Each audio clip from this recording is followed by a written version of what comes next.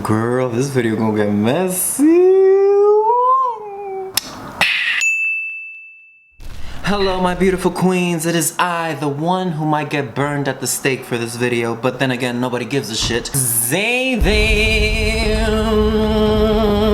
And for today's video, girl, we're gonna get into it, honey. We're gonna be talking, you know what we're gonna talk about? We're gonna be talking about Miss Harriet Tubman and Miss Judy Roberts situation that's been going on, honey, that's been stirring up the internets, the interwebs, the .coms, the .orgs, and all that stuff. And we're gonna, I'm gonna give you my honest opinion as to what I think about this whole debacle, about this whole mess. That is honestly, I mean, my mouth is quite like the thirst is real for this. Oh wait, hold on.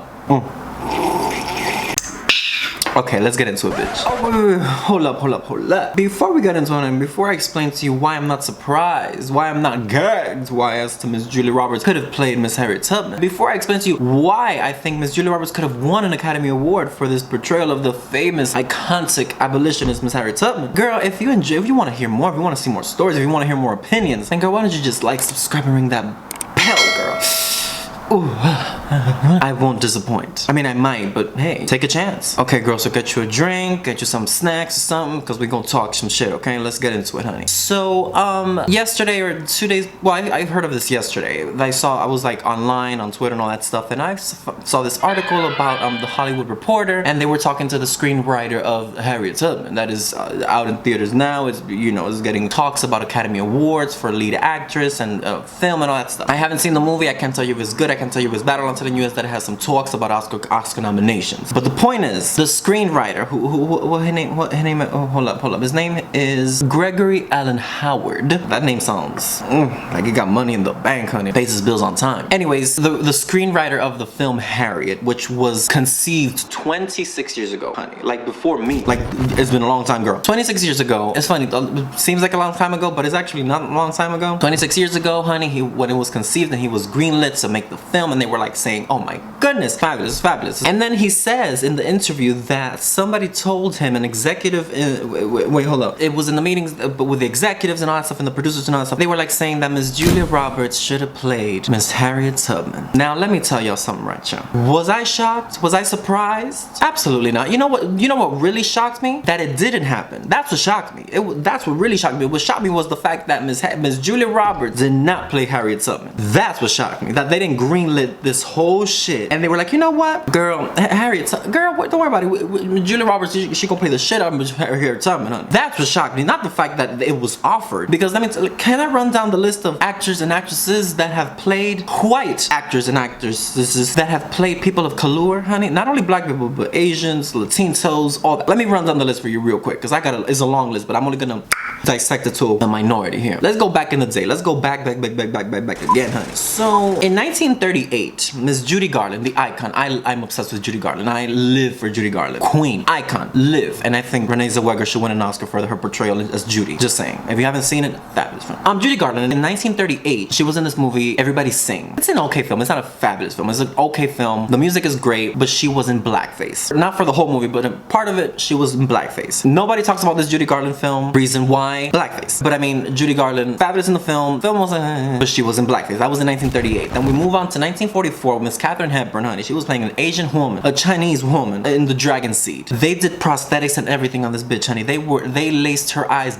back, honey. Looking at it, I don't even know how to explain it, because actually the movie is a good movie, but looking at this film, you're telling me that y'all couldn't find an Asian woman to play this part right here? Because Katharine Hepburn, arguably one of the greatest actors that ever lived. But really, y'all had to put a white woman and give her prosthetic eyes so she can look like a Chinese woman? Really, queen? Really? Is that what we're doing? But that was in 1944. There was a different time. There was a different world, honey. So I was like, okay, you know what? Fine. Okay, wait. Then we have the infamous Mickey Rooney playing another Asian man in Breakfast at Tiffany's. Now this one is something because the film is so iconic, is beloved. I mean, you have Audrey Hepburn playing one of the most iconic roles of all time. Fabulous. But then you know that moment where it's just like you see him and you're like, oh, I was loving this movie.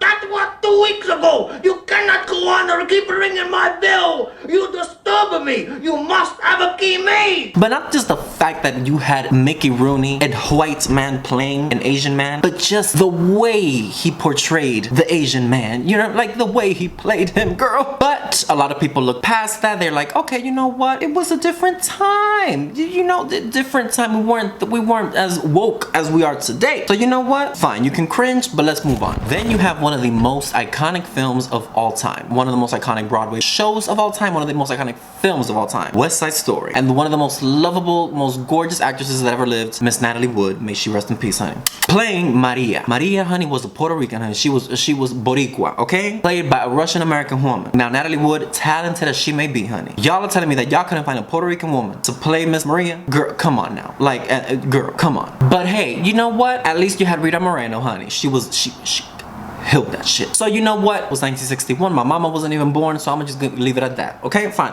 Let's move on. Let's move on.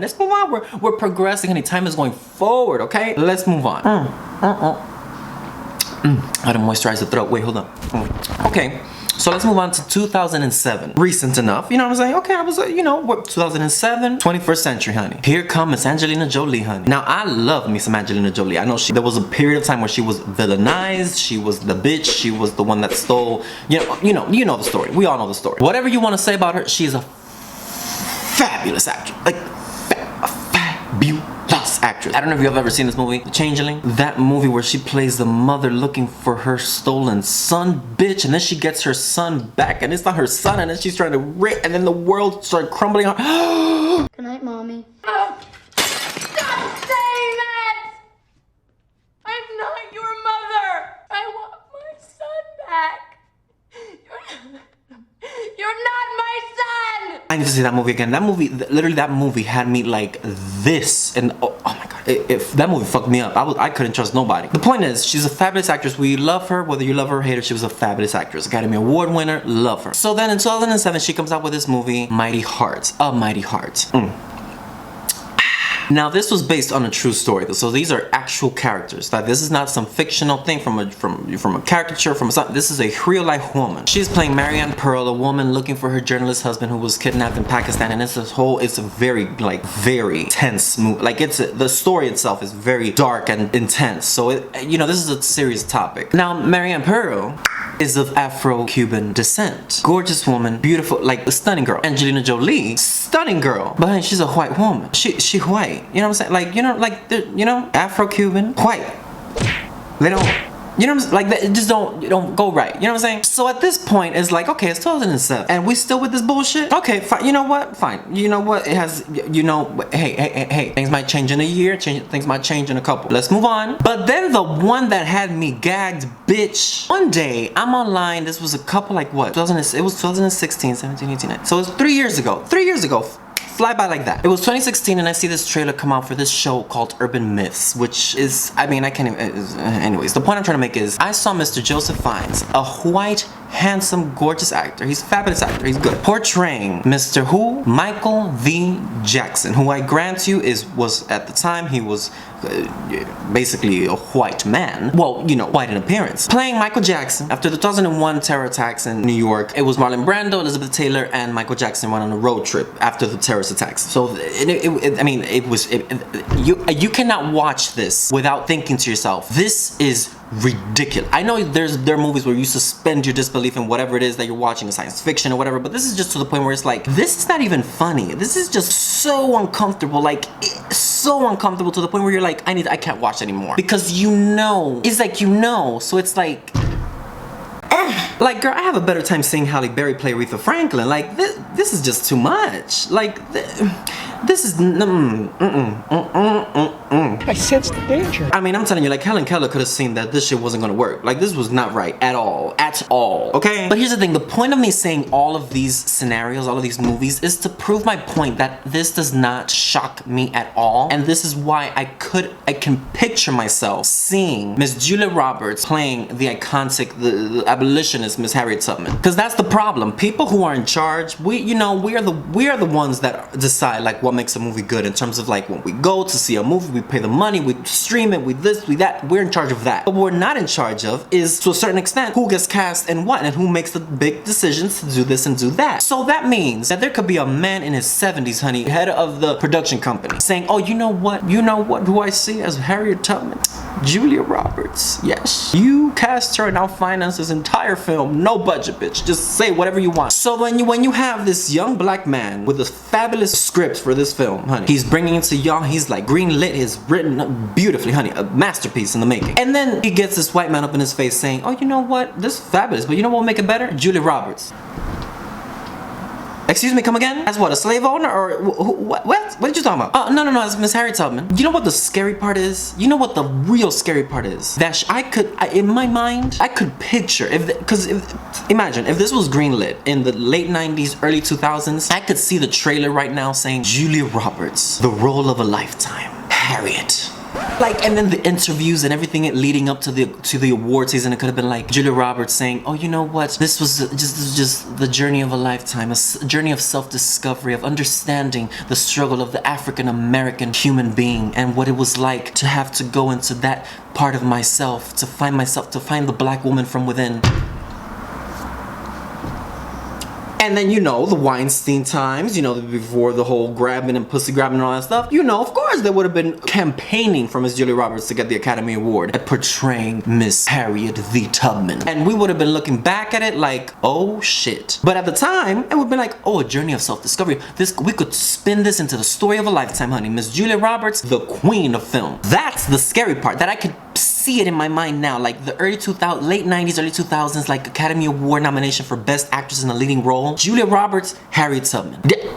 Girl, fight me. I don't care what you think. I could see it in my mind. I'm not saying it's right. I'm just saying it's so fucked up that I could see it in my mind because of the history that this world has, specifically America, in casting white people as people of color. Whether it's black, whether it's Chinese, whether it's Latino, you know, whatever it is just this idea of whitewashing an entire film. And if it's not whitewashing, it's literally color on top of white. It's so bizarre to me. And I mean, it goes, for me, sometimes it goes beyond the idea of just whitewashing. It also goes to the idea of this whole argument with the trans people, you know, mostly cis white people playing trans people and this and that. But, you know, it's a whole argument, but it's just disrespectful as to how somebody could sit there and say, because I can see it, no problem. Yeah, Julia Roberts should play. It was a long time ago. No, people are not gonna remember. The nerve, the goal. I mean, just right to your face. You have a fabulous script right there, and somebody says, "Oh, okay, Harriet Tubman, Julia Roberts. Yeah, it's fabulous. It's been a long time. Nobody's gonna remember. Yeah. Just put a little bit of tan on her. She'll be good. Don't worry about it." Bitch, you got me fucked up. I would have thrown that script right in his face. I would have been like, you're telling me that me as a black man, you want me to stand here with this fabulous script about a famous, important woman in American history, and you're telling me that you're just gonna spit on that woman's face and say that a white woman should play her? I'm getting mad just talking about it because it pisses me off, because it keeps on happening and it keeps on happening, and it goes beyond just race. It also goes in terms of opportunities for trans people of color, the fine line between, oh, a straight person can play a gay person, a cis person can play a trans person. Ma'am, there have been multiple opportunities for y'all people. Let these gay folks, let these queer folks, let these trans folks also get the opportunity they deserve, because there ain't a lot of opportunities out there. So when an opportunity for a trans role that could just change the way people see trans people or gay people or queer people, you give it to some cis hot guy just so he can get more butts on the seats? No. Of course, hire Armie Hammer to play another gay man. Like, sure, why not? Like, you know what? You don't push it even further. Why don't you just hire Meryl Streep to play Marsha P. Johnson? Like, just why not? I mean, hey, you know, suspend disbelief. It's been so long ago, people won't remember. The nerve is real. I don't know about you, but that shit pisses me off, and I hope that this shit stops, considering that this was 26 years ago. But I'm sure, I mean, hello, I gave you things of 2007, 2016, I mean, it keeps on happening, and we keep on saying, whoop, oh, the movie was great, sure. Oh, but the actors are so good. Oh, but we love her. Oh my god, no, well, she's so relatable. Of course I'm gonna believe her. She's a Hawaiian woman. That shit gotta stop. And I'm not even Hawaiian. I mean, girl, that's like me just going on YouTube, honey, and then I see this trailer coming out about the history of Dominicans and all that stuff. Now, here's the thing. Dominicans, if you met Dominicans come in every shade, every color, is like the rainbow, honey. From the whitest of white to the blackest of black. But that's like me going to the movie theaters and then seeing this trailer for the rich history of Dominicans and all that stuff, everything. And then I see Timothée Chalamet playing a Dominican man. Now, nothing against Chalamet. I love him. I think he's fabulous, amazing actor. But bitch, you best believe I'm gonna be protesting. Like, excuse me, y'all telling me that y'all could not find one single Dominican person to play this fabulous role for a Dominican film? Get the fuck out of my face before I slap you with my dick. I'm sorry, but this is ridiculous. This is ridiculous, honey. This is ridiculous. You know what? I gotta stop this video right here before my vein pop out and it's just a whole mess.